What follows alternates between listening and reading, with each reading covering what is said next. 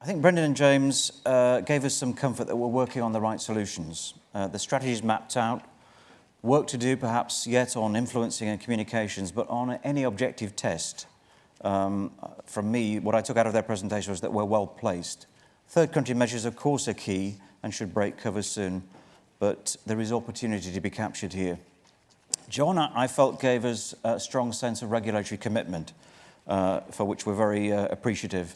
And I took comfort from the fact that many agreements are already in place. Still work to do, but a lot of bilateral relationships already very well established around Europe. I believe our IOSCO alignment should be helpful, although it may be developed out in terms of the rules that come forward. And we've seen evidence today of FSA cooperation, and it's heartening to hear too of the contact with the Guernsey Financial Services Commission and the Isle of Man, and looking for effectively a Crown dependency solution. And John, I was comforted and encouraged by the phrase you used, I think, more than once, that you are determined to act in national interest whilst safeguarding international standards. And you said, I think, a time or two, we get it, we know it's priority. So that was really very encouraging, I think, for practitioners to hear. Giles, you're clearly in the right line of work. He's very good at managing risk. He ducked very quickly the unwanted shaving foam greeting, so hopefully nobody had one of those ready, but you managed that risk exceptionally well, I felt, weren't you there? And he's pretty good at maps too, isn't he? So next time I'm going to Brussels, I'm going to use his map and navigate my way around.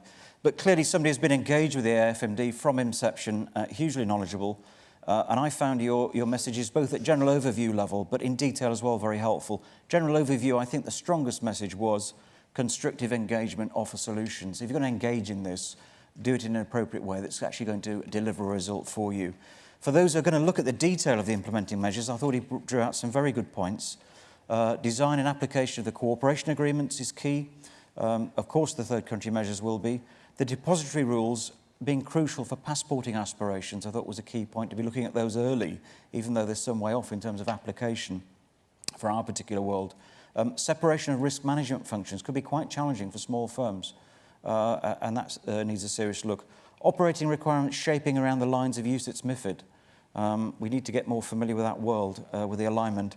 And the operating requirements too, valuation, liquidity, leverage aspects, all again shaping around the UCITS style of approach.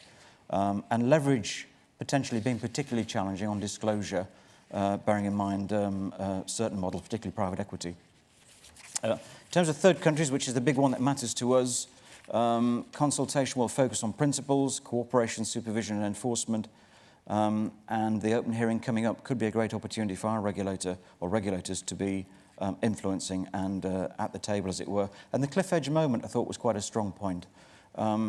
Thinking out to the future and the preparation, what you need to do now to be prepared to align with requirements.